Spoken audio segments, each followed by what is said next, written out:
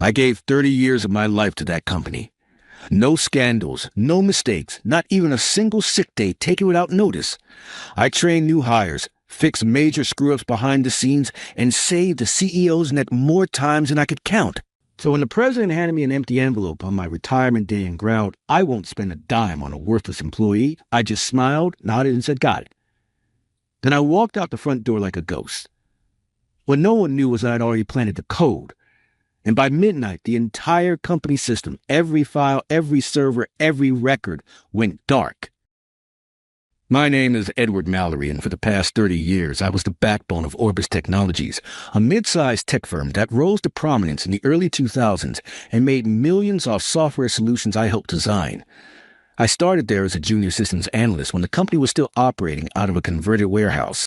Back then, we were a scrappy group, hungry, determined, and tight-knit like family. I was never flashy. I didn't chase promotions or schmooze at boardroom lunches. I just showed up early, stayed late, and did the work no one else wanted. Cybersecurity, systems integration, crisis management. I have my fingerprints on nearly everything, even if my name never made the headlines. And honestly, I was fine with that. Or at least I thought I was. Over the years, the company changed. Grew cold. Grew greedy. The original founder retired, and the new president, Warren Briggs, turned the place into a shark tank. He valued profits over people, cut corners ruthlessly, and treated loyalty like a weakness. I stayed because I believed in the foundation I helped build, not the man sitting in the corner office. As my retirement day approached, I didn't expect a grand parade or gold watch. But I thought there'd be something. A thank you. A card. Maybe a handshake. Instead, what I got was worse than nothing. The morning started like any other. Coffee from the same old vending machine, nods from a few colleagues, most of whom were too young to remember the days when I pulled all-nighters fixing their systems from scratch. At noon, I got called to the executive floor. I straightened my tie, not out of pride, but habit. Warren didn't even stand up when I walked in. He just slid a white envelope across the table. "No bonus. No severance. Company policy," he said without blinking. "I won't spend a dime on a worthless employee." I remember my hands shaking, not with fear but rage. 30 years. Gone. Dismissed like trash. I wanted to scream, but instead I smiled. "Got it," I said. Then I left. What no one realized was that I had prepared for this day a long time ago. The elevator ride down from the executive floor felt surreal. My reflection in the polished chrome doors stared back at me, calm, composed, and unreadable. No one could see the war boiling under my skin. I passed by my office one last time. A small, windowless room tucked between IT and maintenance. I didn't bother packing up. Everything personal had been removed days ago. Photos, backup drives, even the mug with "World's Okayest Employee" printed on it. I didn't want them to have anything to hold on to.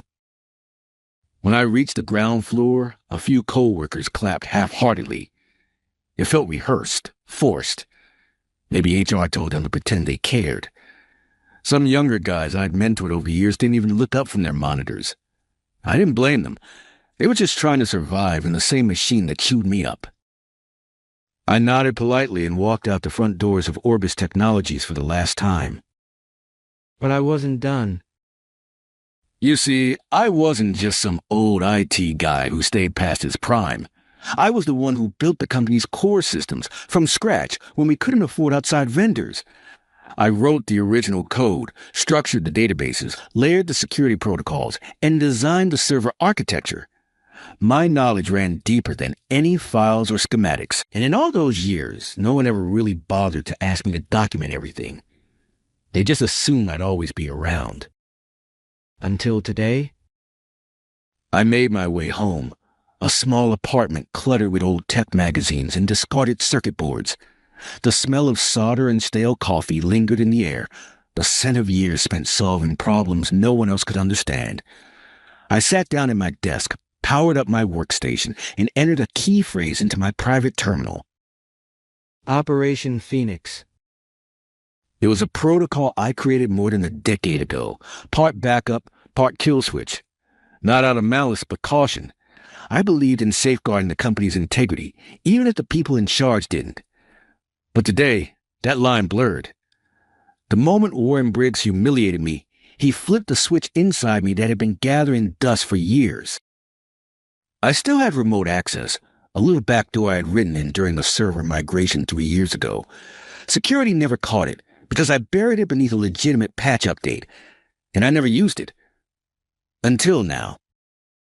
I hesitated. I'm not a vindictive man, or at least I wasn't. But I couldn't stop thinking about the countless nights I spent patching their holes. The holidays missed, the birthdays rescheduled, the time my wife left because she said I was married to my job. All for what? Worthless employee, he said. I pulled up the system architecture. Every file path, every dependency tree, every user credential. It was like opening a time capsule I'd buried with care. I started with the backups, systematically corrupting them with randomized byte flips, just enough to make recovery impossible but subtle enough to delay suspicion. Next, I decommissioned the root server logs, masking my trail behind a cloud of synthetic traffic. Then, I injected recursive loops into their payment systems, ones that would execute a week from now and paralyze their financial operations. And finally, I wiped the central project repository, the crown jewel. Source code, client data, internal documents all gone. Not deleted, just scrambled beyond recovery. I encrypted the final message. You called me worthless. Let's see how well you function without me. Then I shut down my terminal. That night I went out for the first time in years. I had a steak at my favorite hole-in-the-wall diner and treated myself to the most expensive whiskey on the menu. I watched the city lights and thought about all the people who gave their lives to companies that wouldn't even blink if they disappeared. I slept like a baby. The next morning my phone rang at exactly 8:07 a.m. A number I knew well, the Orbis internal line. I didn't answer. 2 minutes later, another call. Then a text. Edward, we have a situation. I smiled and turned off my phone. By noon, news had started spreading online. Whispers of a systems meltdown at Orbis.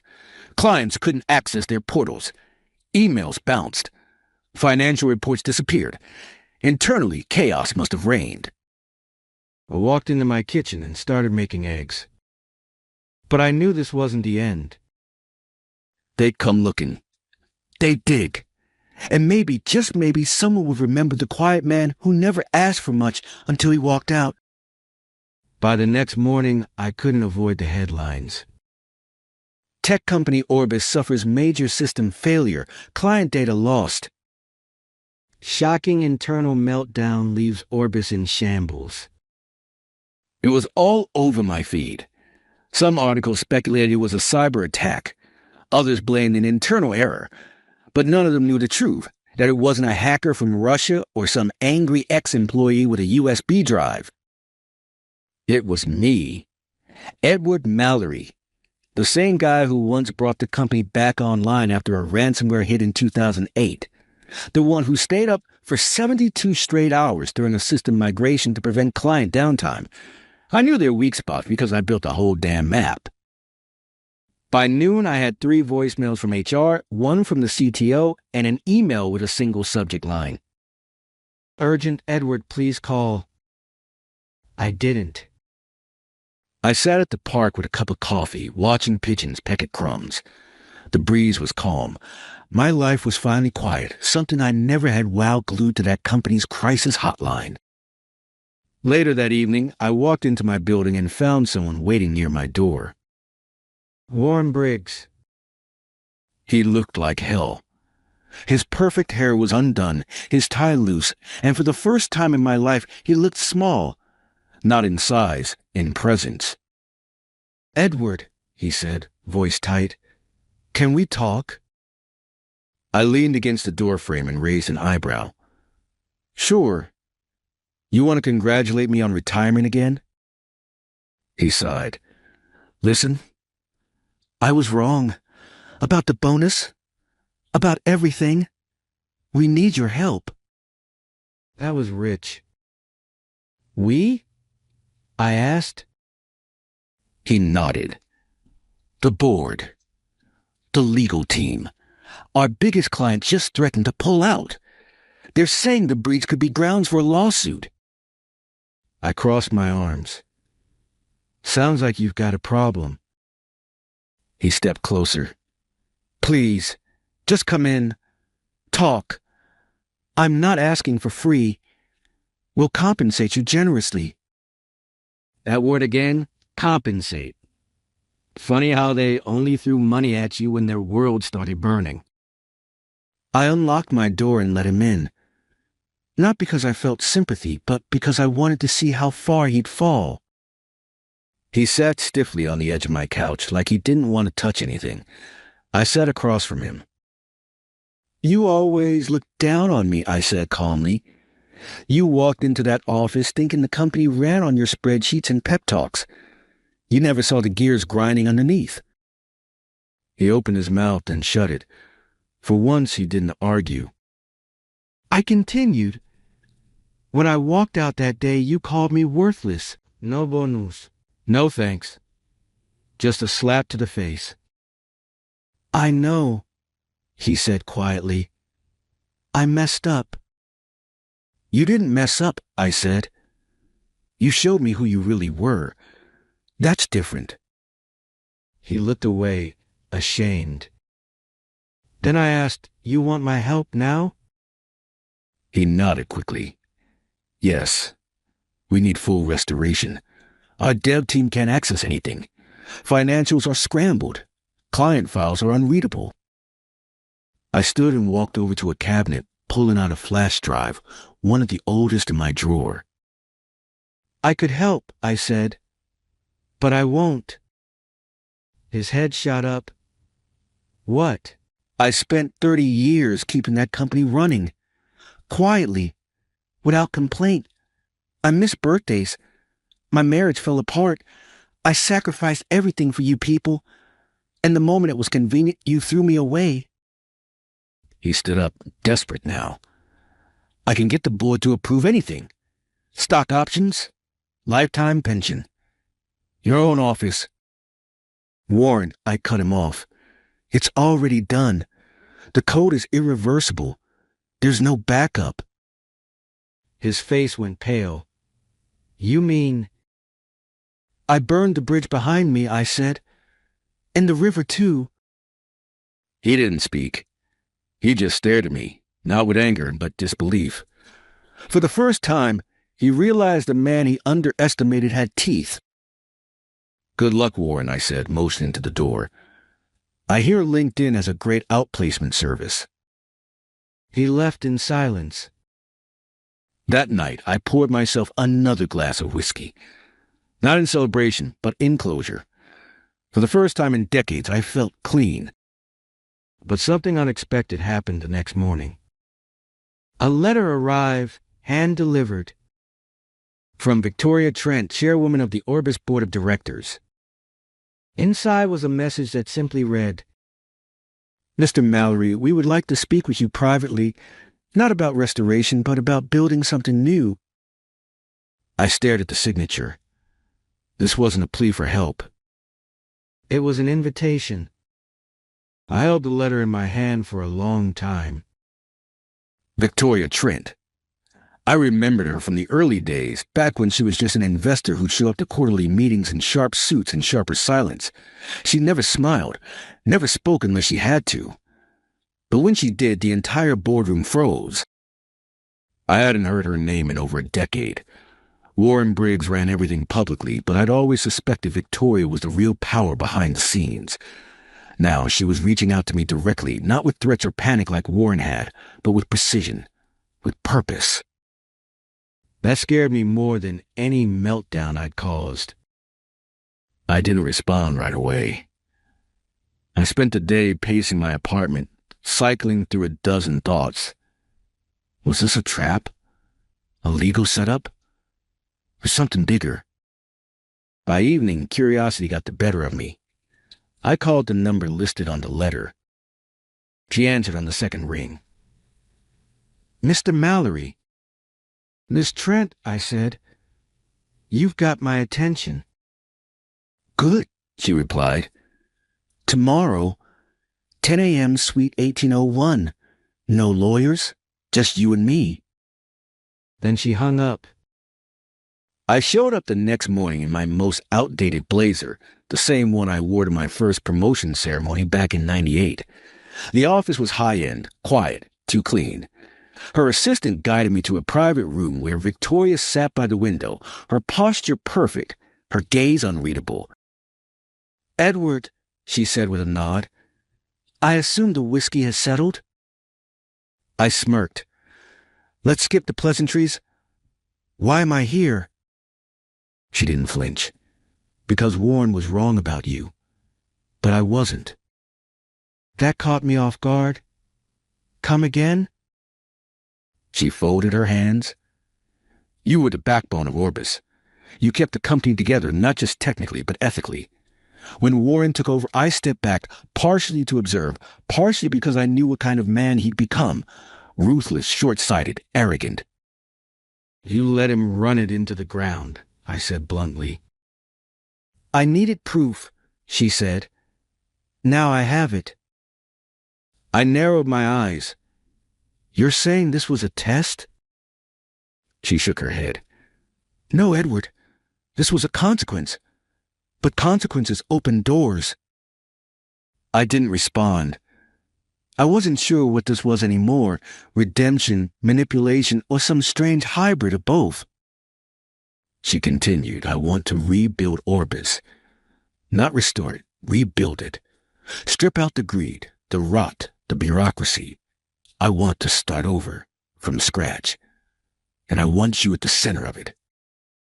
I actually laughed. You're asking the guy who nuked your entire company to come back and lead? I'm asking the man who understood its soul, she said. You were never just a tech guy. You were the moral compass. I need that now more than ever. I stood, shaking my head. You don't need a compass. You need a magician. What I did wasn't just sabotage. It was erasure. You can't recover from that. She leaned forward slightly. Not unless we build something better, cleaner, smarter, with people who actually give a damn. I paused. There was a fire in her voice that I hadn't heard in years, not from anyone at Orbis, at least. Then she said the part that really stopped me cold. I already have investors lined up. They don't want Warren. They don't want his cronies. They want you. And I want you to name your terms. My fingers tightened around the armrest. A part of me wanted to walk away. I had made my peace. I had taken my revenge. I owed them nothing. But another part of me, the part that used to stay up late writing code, not because I had to, but because I loved it, stirred again. Suppose I say yes, I said cautiously. What does this look like? Her lips curled ever so slightly. You write the blueprint. You choose the team. You get full creative control. We build from zero. No legacy systems. No board meddling. And if it fails, the blame falls on me. I raised an eyebrow. And if it works? You'll be known not as the man who burned Orbis, she said, but as the one who resurrected it, cleaner, leaner, and untouchable. It was tempting. More tempting than I cared to admit. But there was one thing I needed to know. Why me, really? I asked. Why not some young hotshot CTO from Silicon Valley? She held my gaze and answered simply, because young hotshots don't know what it means to be betrayed by the system they built. Silence hung in the air. I slowly extended my hand. I want everything in writing, including my immunity. She shook it firmly. Done. That night I returned home and reopened my workstation for the first time in days. This time, not to destroy, but to imagine, to design something from scratch, with the wisdom of scars and the hunger of purpose. But I also knew Warren Briggs wasn't done, and I had a feeling his next move would be desperate and dangerous. 3 weeks. That's how long it took to draft the new architecture for Orbis Phoenix, Victoria's code name for the rebuild. The concept was sleek, modular, and future-proof. I recruited a small team of brilliant minds, some ex-employees I trusted, others hand-picked from outside the corporate echo chamber. No middle managers, no politics, just builders. For the first time in years, I felt alive. The coffee tasted better. The late nights felt worth it. My fingers danced across the keyboard like they were home again. But in the back of my mind, I knew the silence wouldn't last. Warren Briggs was too proud, too bitter to fade into obscurity. His first move was subtle.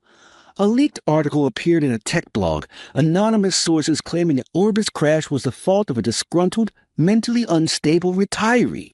They painted me as a ticking time bomb who'd lost control. The piece didn't name me outright, but it didn't need to. I forwarded it to Victoria. Her reply was simple. Handled. Stay focused. I tried. I really did. But the next strike came faster and closer. We were testing a prototype module, a high-level security wrapper that would become the cornerstone of our new system. I triple-checked every line of code. But the moment we went live in the sandbox environment, it failed. Catastrophically. Not a normal bug. A buried exploit. Someone had injected a logic bomb into our code base, and they'd done it with surgical precision. I gathered my team that evening. We combed through the logs for hours until I found it, a subroutine tag with my own initials, EM42. Someone's trying to frame you, said Lila, our youngest engineer. She looked shaken. I know, I muttered. They want the investors to doubt me. It worked. The next day, Victoria informed me that the board demanded a private audit. She didn't argue. She was furious, too, but the damage had already started. That night, I sat alone in my apartment, replaying everything in my head. There was only one person I could think of with the access, the spite, and the insider knowledge to pull it off. Warren? But how? He'd been ousted, blacklisted. Victoria made sure of that. Still, it wouldn't be hard for him to plant someone, a mole, inside my team. Maybe even someone I trusted. I looked at the team roster.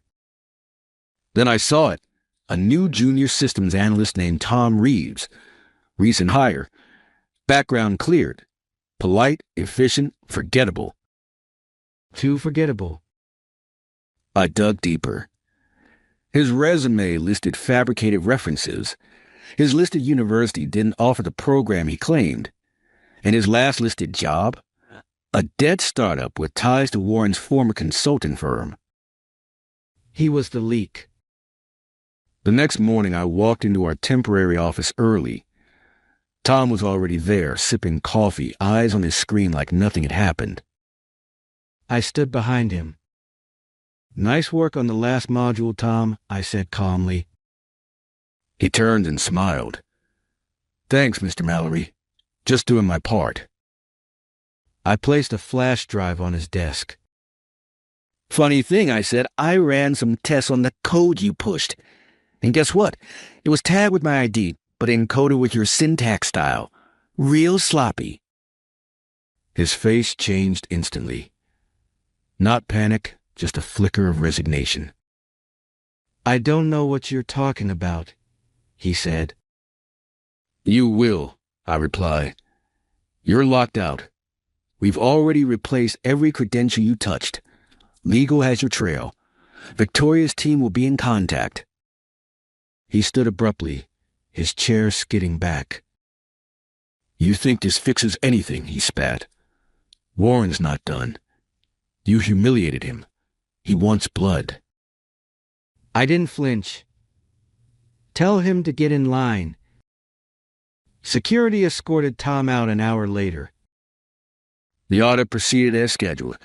Every line of my original framework passed scrutiny. The sabotage was clearly external. Victoria made a public statement backing me 100%, and the media began to pivot. But the message had been received. Warren wasn't just angry. He was at war.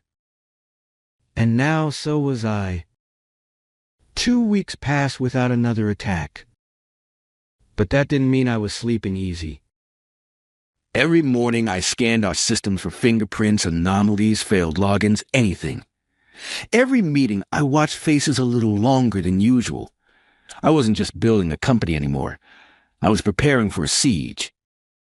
Then one night, just past 11 p.m., my secure phone lit up. Victoria. Come to Suite 1801, she said.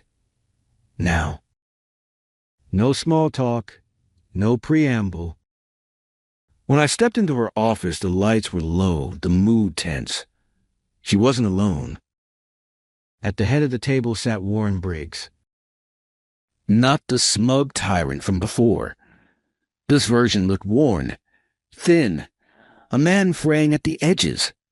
But his eyes, they still burned. Victoria didn't stand. He turned himself in, she said coldly. Corporate security tracked the mole you exposed to a burner server registered under one of Warren's former shell companies. He confessed after 5 hours of questioning. I crossed my arms. So why the hell is he sitting here? Warren gave a dry, bitter chuckle. Because I asked to speak to you directly, Edward. One time, one chance. Victoria leaned back. I gave him 10 minutes. No more. I'll be in the next room. She left, shutting the door with a heavy click. I stared at Warren. He looked at me, and for the first time I saw something strange. Regret. I built that company for power, he began. You built it for purpose. I saw that now, too late. But I've lost everything, Edward. My position. My name. Even my wife filed for divorce last week. I didn't say a word. He didn't deserve comfort.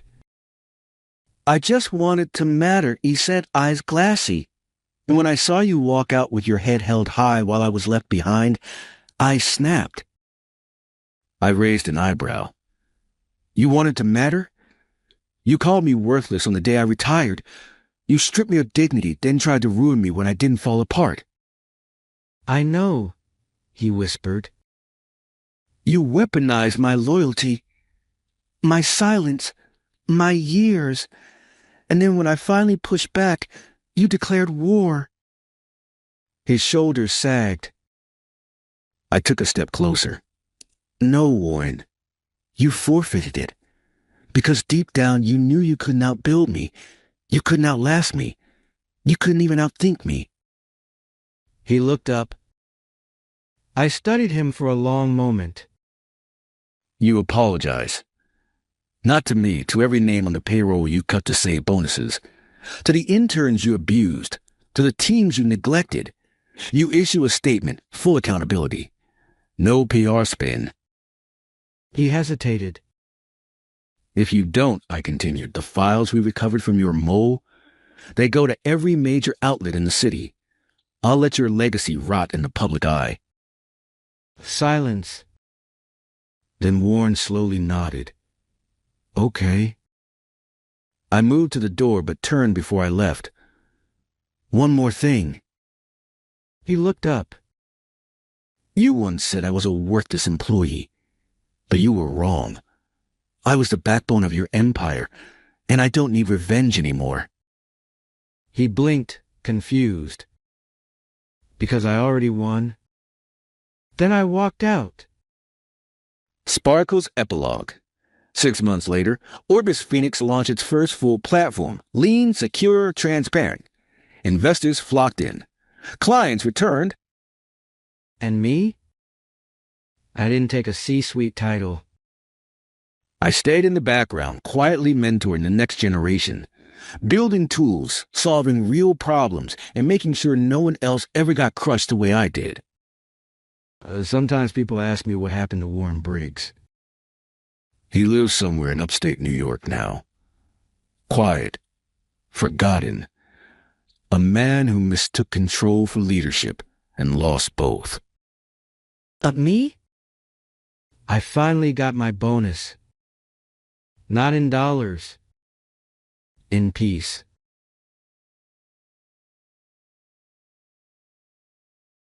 I work as a section manager and a banker. As part of my employment, I count cash every day. It's a huge deal if there's even a penny off. That is the single thing that hasn't changed since I started working for the company as a recent graduate, despite the fact that I was promoted to section chief and given a pay raise. "Hey, what's wrong with you?" shouts Bob, my boss, at a new employee. You're wasting everyone's time. His shouting reverberates throughout the workplace, causing my coworkers to shudder. I had to observe in silence, since as a manager I was unable to speak. It's common to hear shouting, but I question whether this is truly acceptable. Calculating the amount. Hearing shouting. My ambition for a promotion is tempered by the idea of being the one shouting. It's most likely not his fault. There must be an issue with the workplace that calls for yelling. This must not be the case with other banks. Outside of work, Bob has always been kind to me. He shows a kind human side by feeding his subordinates and listening to their issues. It is really frightening to work in a workplace that has the power to alter someone's character to this degree. I want to flee. I've been considering more lately. I can't do that, though. It's challenging to move to a company that offers the same wage, and I lack the confidence to do so. I eventually secured this position after putting in a lot of work and graduating from a renowned institution.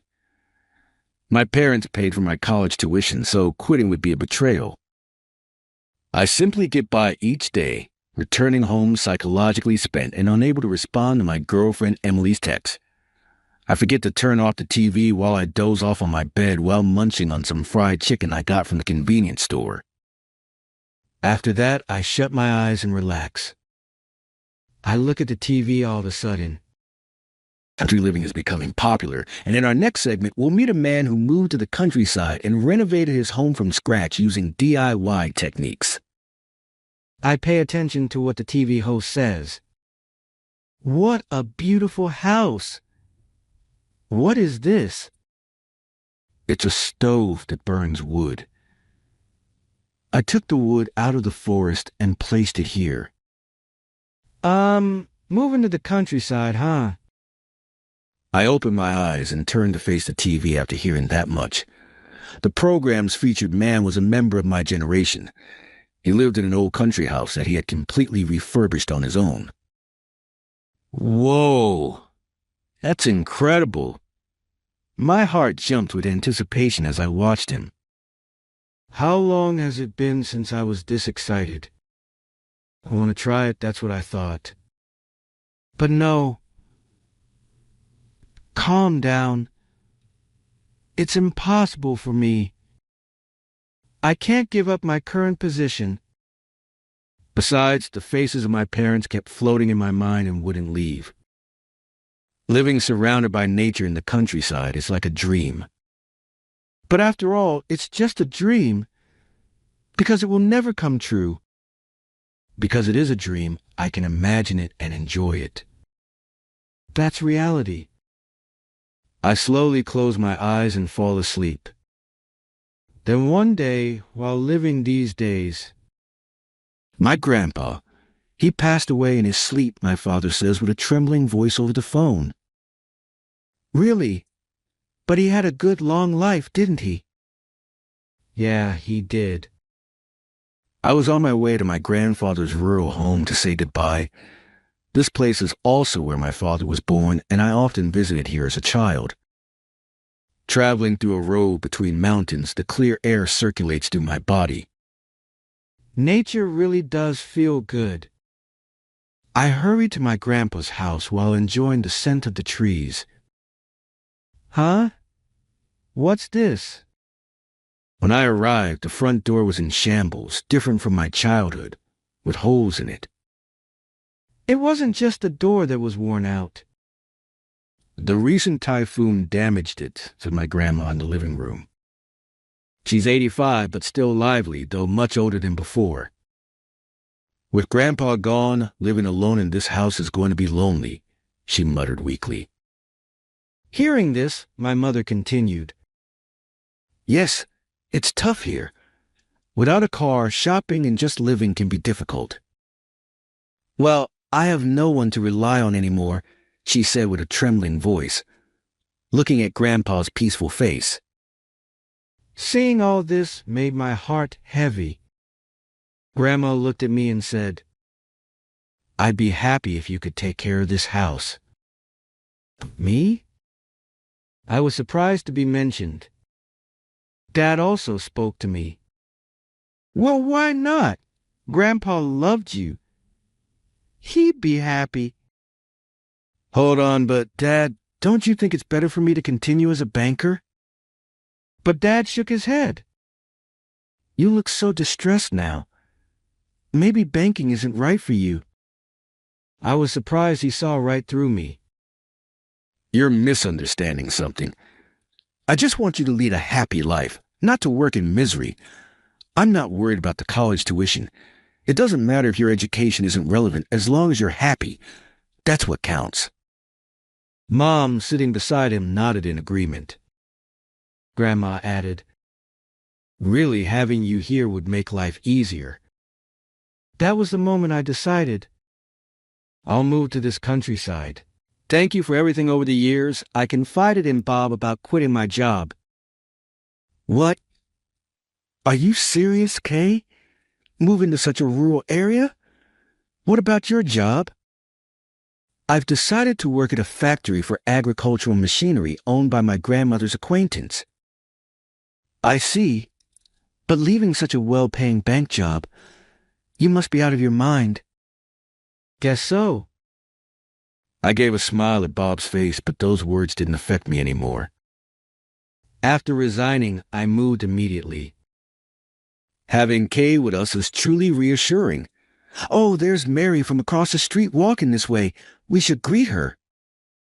Grandma was delighted, proudly telling the few neighbors about me. Oh my, such a wonderful grandson has come. How envious. Nice to meet you. I'll do whatever I can, so please feel free to ask for help anytime. Oh, how reliable. Thank you. Likewise, the neighbors welcomed me warmly. Starting today, I'll be working here. My name is Kay. Applause broke out among the employees. Having a young person join is a great help. The company's average age is 60, with many pensioners. Their backgrounds vary. Some do farming, others are town council members, and there are former self-defense officers and teachers. The seniors patiently taught me the job, and their diverse life experiences made for enjoyable break-time conversations. Unlike before, this job requires manual dexterity. But even if I make a mistake, they reassure me. It's okay. Don't worry. They praise good work, providing a sense of security. The salary is indeed lower, but I'm genuinely happy here. There are no convenience stores nearby, and the nearest supermarket is in the next town, but the warmth of the people here is a treasure. I felt more at peace than when I was working at the bank. Though it meant a long-distance relationship with Emily in New York, we managed to meet once a month at a midway point for a date. On days off, I did DIY around the house, making it more accessible for Grandma. We went shopping and to the doctor together. Kay, I'm so glad you came. Thank you, she always says. Thank you. I feel happy when I see Grandma smile. The hard times at the bank seem like a distant memory. As a year was about to pass, Emily proposed to me asking, "Will you marry me?" I was surprised, but she had always shown interest in countryside living and wanted to start our rural life together as soon as possible. I said yes, and we decided to have a wedding. We chose New York, our hometown, for the wedding. I thought about who to invite and decided to ask not only my current colleagues, but also Bob, my former boss from the bank, with whom I still kept in touch. The wedding went smoothly and everyone invited attended. Young love is wonderful. Thank you for deciding to move here with him, said my colleagues from the agricultural machinery factory, who also celebrated with me. Most of them stayed for the after party as well. Of course, my colleagues and my former boss Bob were there. Since we couldn't talk much at the wedding, I took the opportunity to talk to them. Bob, long time no see. Thank you for coming today. Bob, who had been drinking, had red eyes. It was a great wedding today. Thanks for inviting me, he said. He seemed pretty drunk. Come to think of it, he was always bad with alcohol. But seriously, leaving a bank in New York to work at a small-town factory in Nebraska? That's unbelievable. And the salary must be so little, right? At those words, the people around us turned to look. Of course, my colleagues from the agricultural machinery factory were among them.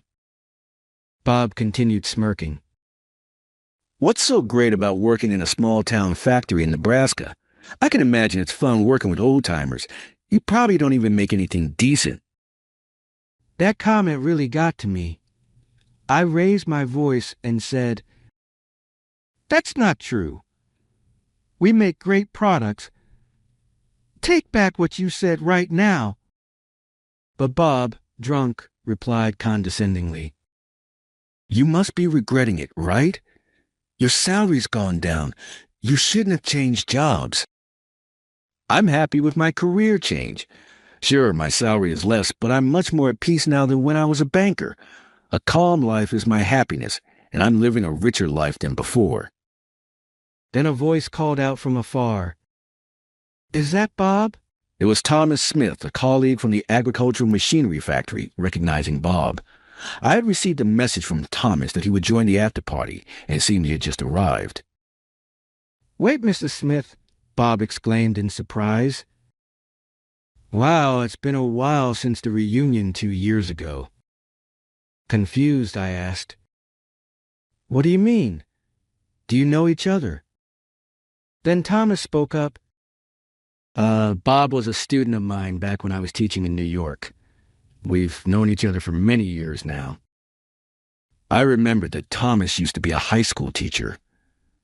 I was surprised to find out that Bob was Thomas's former student and thought how unexpected these connections can be.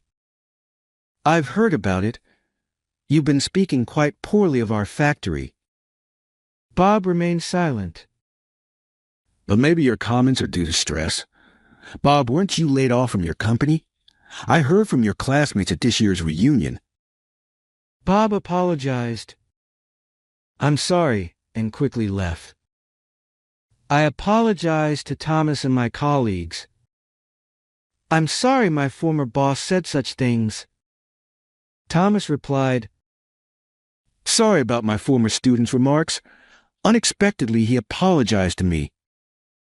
But I was really happy to hear you say we make good products. We were actually worried if you were happy with your career change. Our factory is small. The employees are older.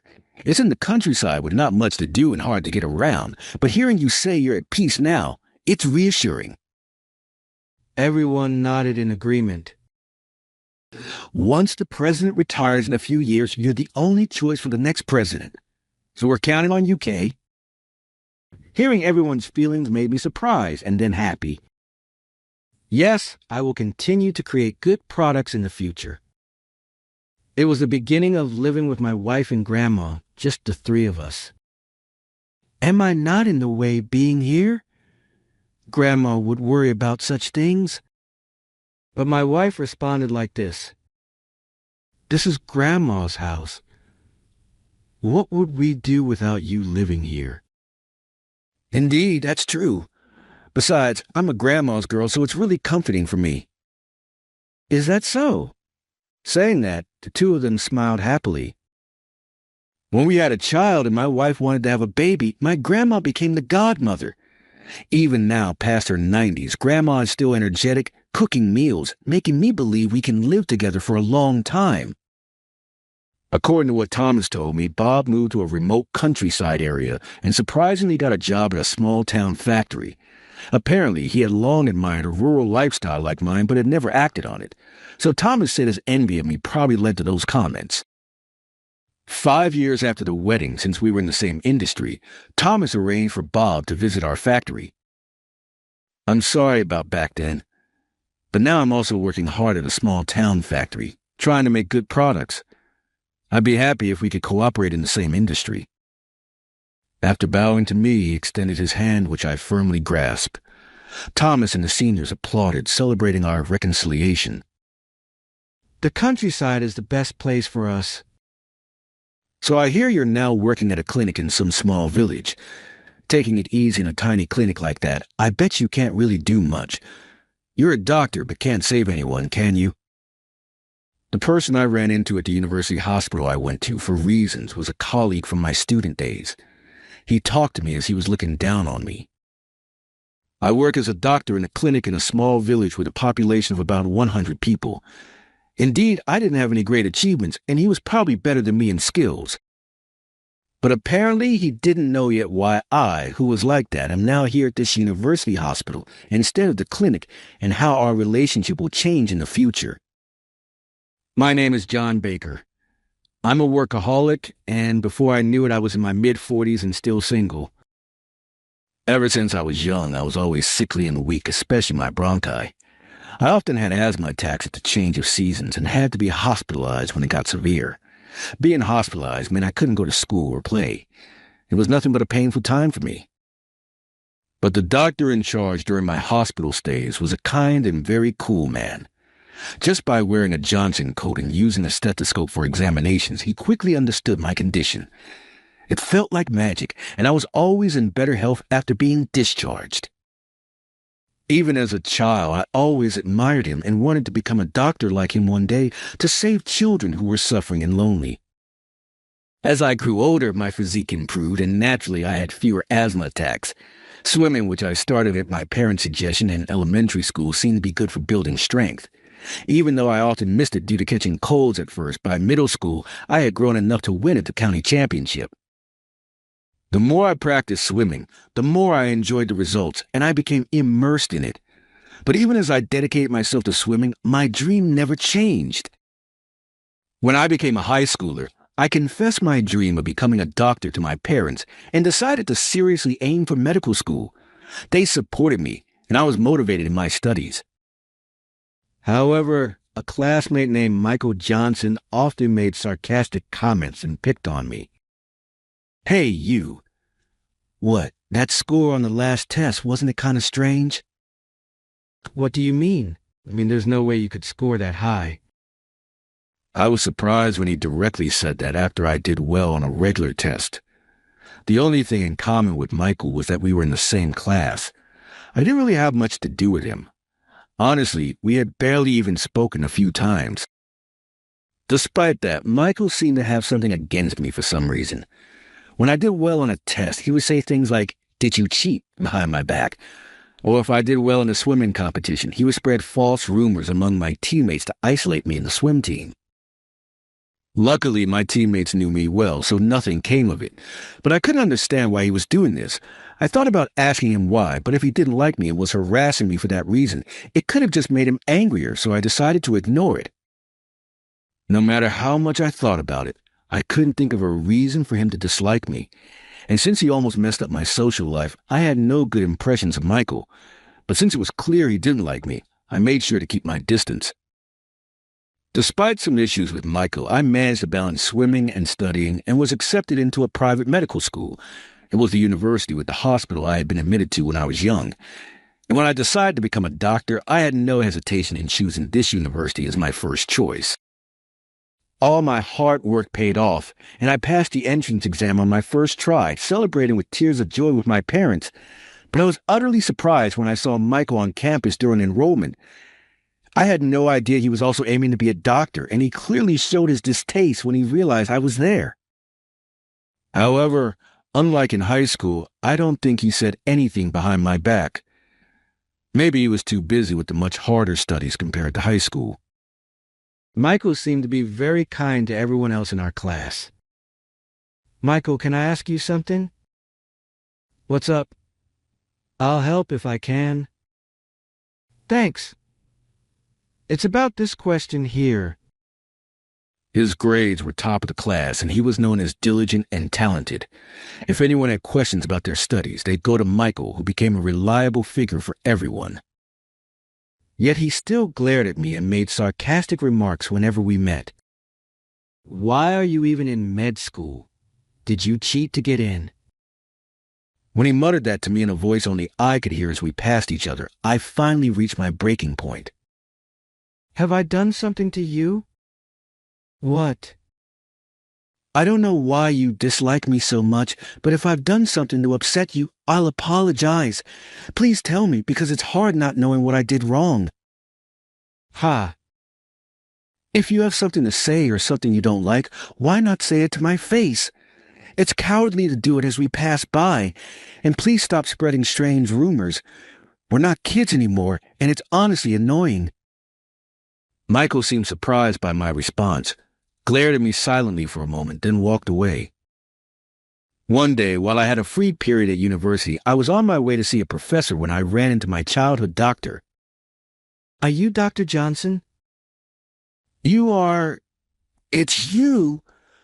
Dr. Johnson, I'm John. You might not remember me, but I was frequently sick as a child, and you took care of me.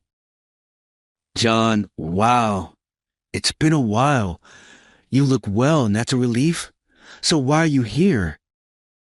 I'm studying to be a doctor at this university.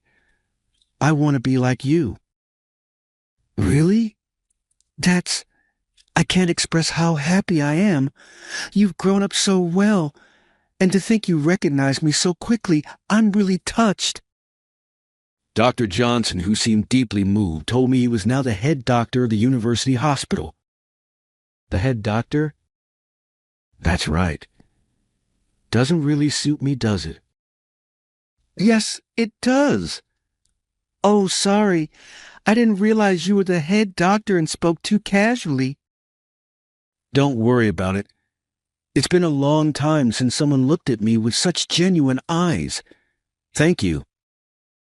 I hadn't been hospitalized since my health improved, so I was surprised and couldn't hide it when I learned Dr. Johnson had become the head doctor. What brings you here today, Dr. Johnson? Oh, I was just heading back from speaking with a professor. I see. As we were chatting, I heard footsteps from behind and a familiar voice saying, "What are you doing here?" I turned around and saw Michael. I thought he came to make another sarcastic remark to me, but his gaze was not on me, but on Dr. Johnson in front of me. Michael, what's up? Did you need something from me? Dr. Johnson called Michael by his first name in a friendly manner, and I was surprised to realize they knew each other. Haha, as if I just had something to discuss with the professor. Hey, Michael, move. You're in the way. Michael deliberately bumped into my shoulder as he passed and ignored Dr. Johnson calling after him. As we watched him leave, Dr. Johnson unexpectedly said, "Sorry about that. Did he hurt you? My son can be a bit of trouble." Your son?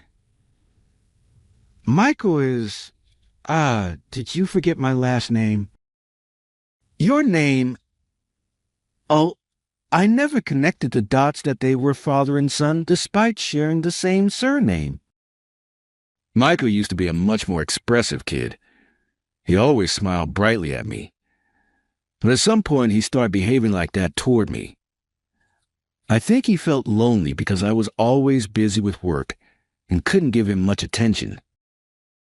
Dr. Johnson said this while looking as if he was still seeing Michael's retreating figure, his eyes filled with kindness. His expression was a mix of sadness and melancholy.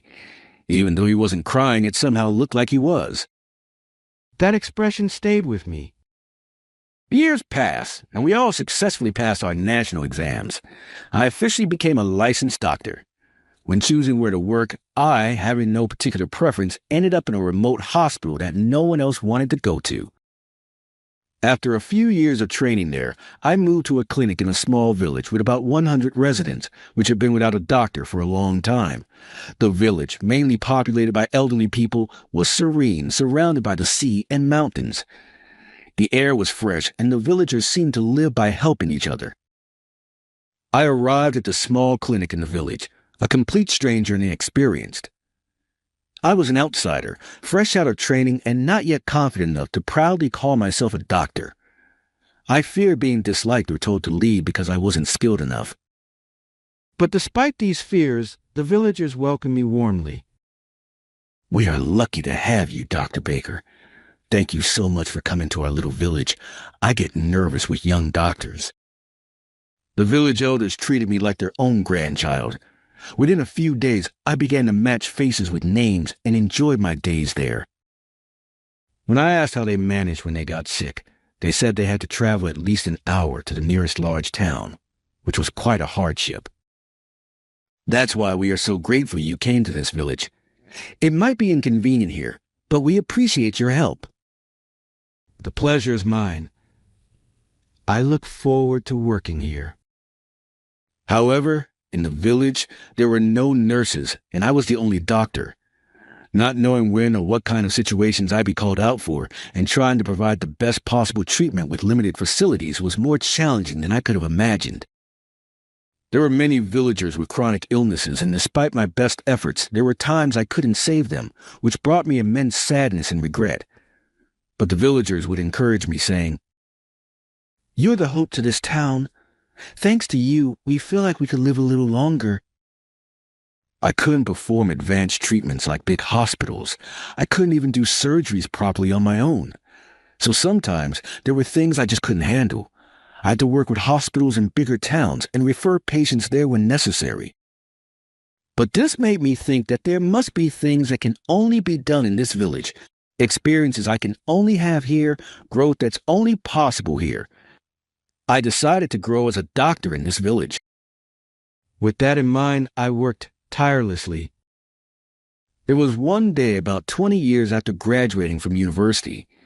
I was visiting the university hospital I had been admitted to as a child on my way back from a medical conference.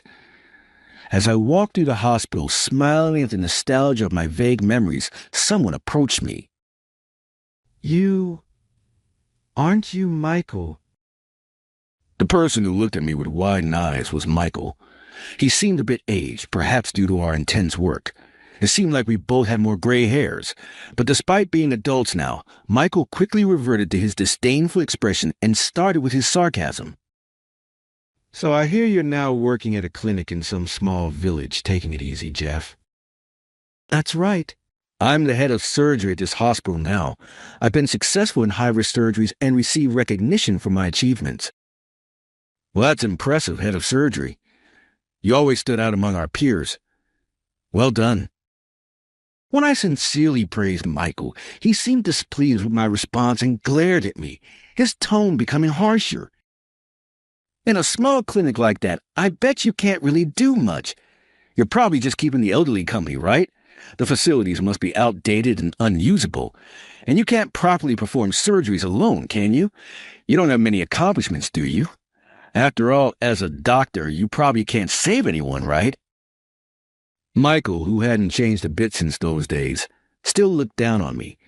Just as I was about to argue that his accusations were unfair, I heard a voice searching for me and stopped speaking. "Mr. Baker, I've been looking for you."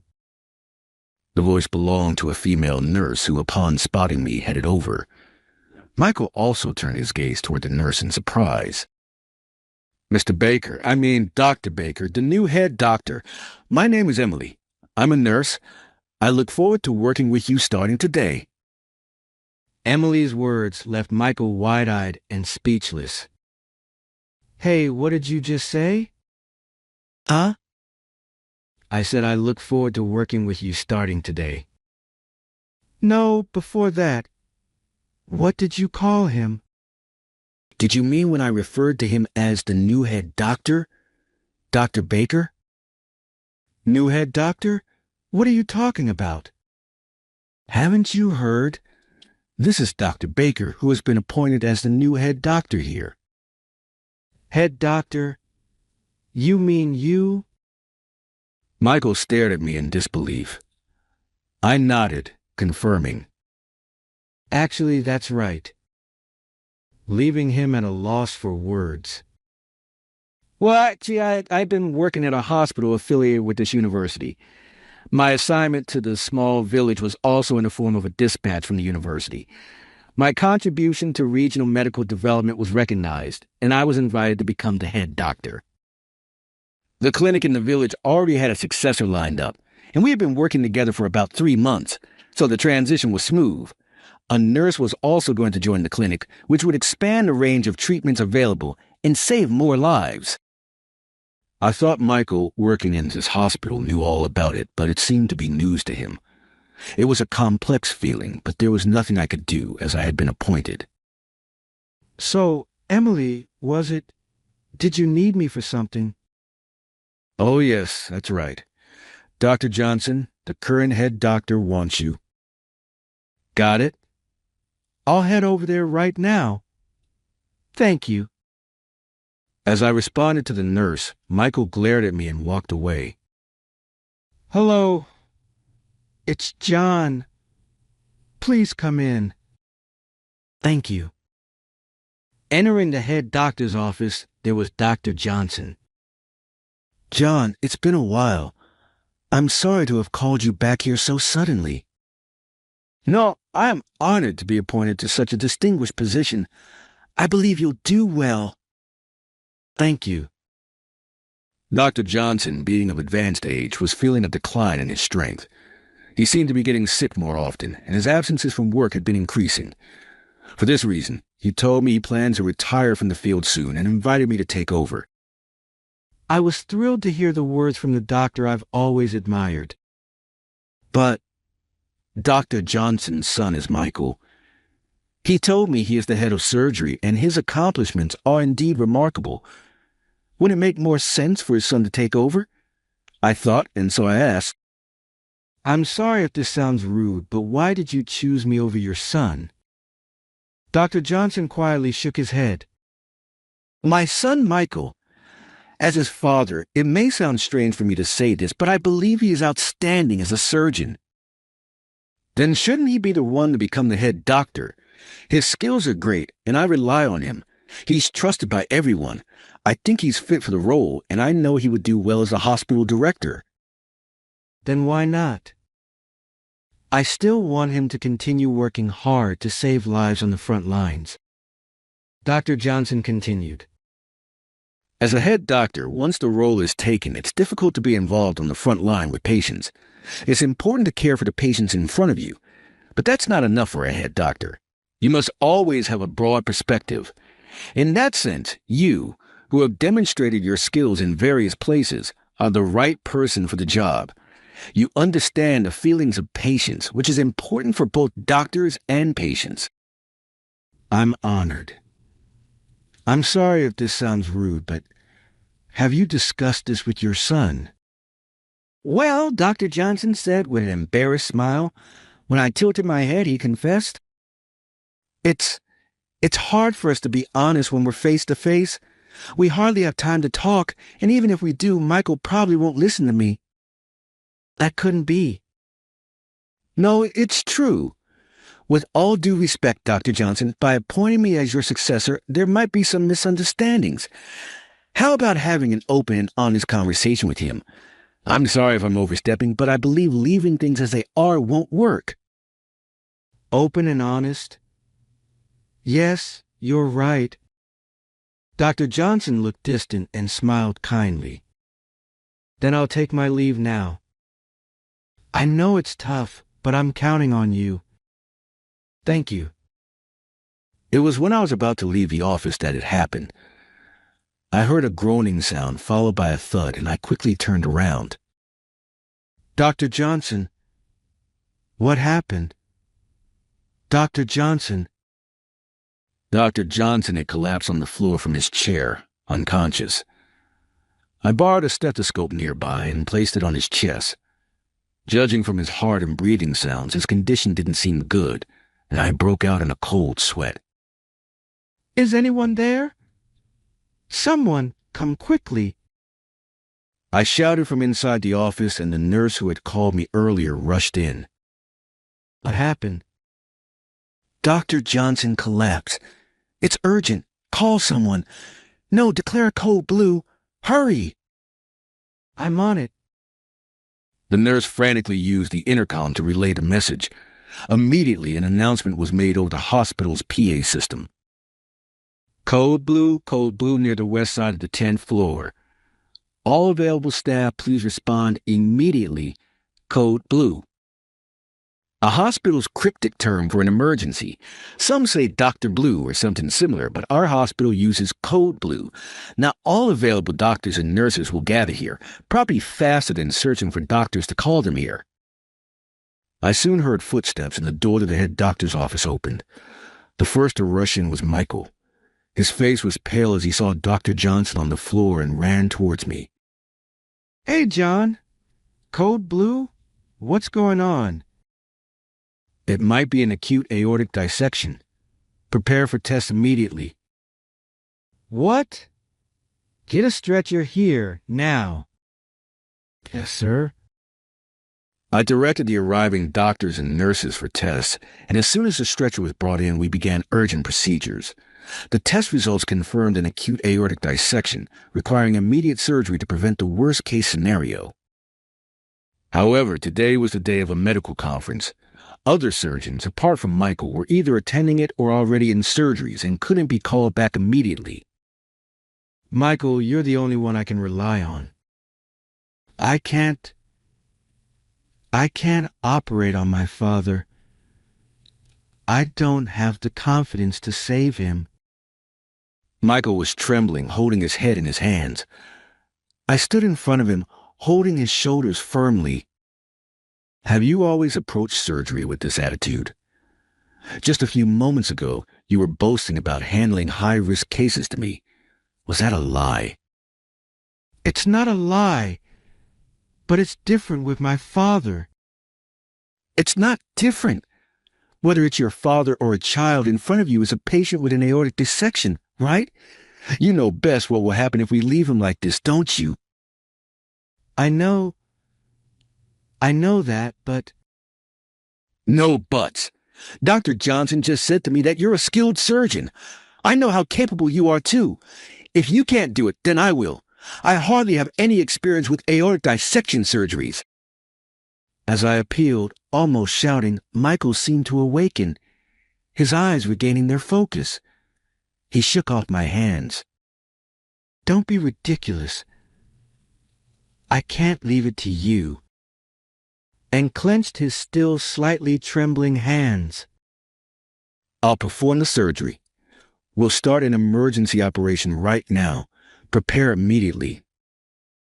Relieved to see Michael regaining his usual demeanor, I watched as he gave instructions to the surrounding nurses. I was trying to calm myself down when I heard, Hey, John. What's up? You'll be my assistant in the surgery. Me? If I'm not doing it, you will, right? Then at least be an assistant and watch my surgery closely. Michael said this in a dismissive tone, and I nodded, quickly getting ready. The surgery, filled with tension, ended in great success. Dr. Johnson recovered steadily.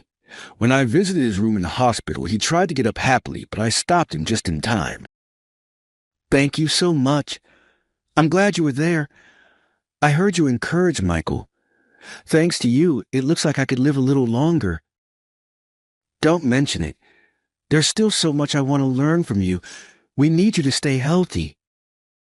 Ha ha.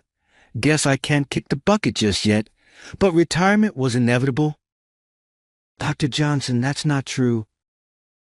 No, I know my body best. I was lucky this time, but I don't know what will happen next.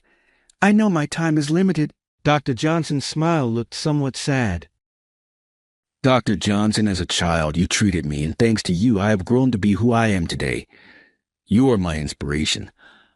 I wanted to become a doctor like you, and that's what has driven me all this way. Me? Your inspiration. I never thought I'd hear such words. Hearing you say that makes my career as a doctor all the more worthwhile." While we were talking, Michael had entered the room and said bitterly, "You were always attached to my dad." I looked at Michael and suddenly had an idea. "Michael, were you jealous of me because Dr. Johnson was always with his patients?" Hitting the nail on the head, Michael turned red and denied. "No, that's not it." "What are you talking about?" But it was obvious to everyone, and both I and the nurse who came to change Dr. Johnson's for chuckled. It was just a little teasing, but it seemed to get a good reaction.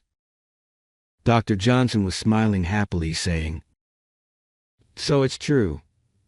So it's true, Michael." A mix of embarrassment and bitterness, Michael admitted. "Yeah, that's right. So what? I never got to celebrate my birthdays, entrance ceremonies, or graduations with my dad. I couldn't even have a proper conversation with him while he was always with you, patients. I was jealous that he seemed to care more about his patients than his own son. I envied and hated you guys." So when I found out that one of those patients was you in high school, I was frustrated. Michael started to pour out his feelings, and Dr. Johnson listened intently, closing his eyes to catch every word.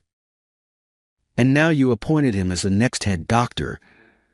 I've been by your side in this hospital all along. I thought I'd finally have time with you, and then I thought I lost that to him again. I was shocked." "Michael." But after talking openly with my dad, I understood his true feelings. He wants me to focus on my work as a surgeon, to refine my skills. That cleared my resentment. Hearing these words, I looked at Dr. Johnson, who nodded gently. "I heard that you were the one who told my dad to talk to me. I hate to admit it, but I'm grateful for this time. Thank you." Michael offered his hand, and I gladly shook it. Understanding the cause of Michael's long-standing resentment towards me was a relief. That moment marked the end of our long-standing grudges. Years have passed since then. As the head doctor, I'm involved in various daily operations. I manage this hospital, its branches across the U.S., the staff and doctors, financial aspects, and make the final decisions on patients' treatment plans. And it's only the tip of the iceberg. The list is endless. Having never studied management, there's a lot I don't know. But I manage it with the help of my secretary. Despite preparing myself for a challenging role, actually being in this position is a daily race against time. Sometimes I regret accepting it. I remember the slower pace of life at the small village clinic and sometimes yearn to return there. But there are still areas without permanent doctors. Not only advancing medical care, but my duty also includes ensuring that existing healthcare services continue uninterrupted.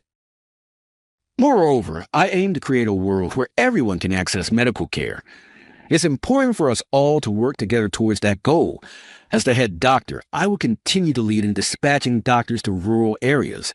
And someday I hope to return to that village myself. That's what I thought after Dr. Johnson's discharge. Contrary to what I expected, he didn't retire but stayed at the hospital, handling tasks like health checkups that were within his capabilities. Though he had been discharged, his strength hadn't fully returned, and given his age, we couldn't predict what might happen. I've been too busy with administrative duties to work directly with patients. Saying this might sound inappropriate, but being able to examine patients even a little makes me happy. I want to continue being a doctor for as long as I live.